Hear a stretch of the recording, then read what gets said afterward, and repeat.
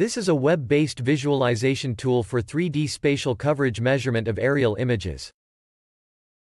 The first menu bar enables the user to choose a dataset where the height and pose of flight vary in different datasets. The next two menu bar enables the user to specify the parameter of field of view (FOV). The user can also change the direction of the camera through the last menu bar.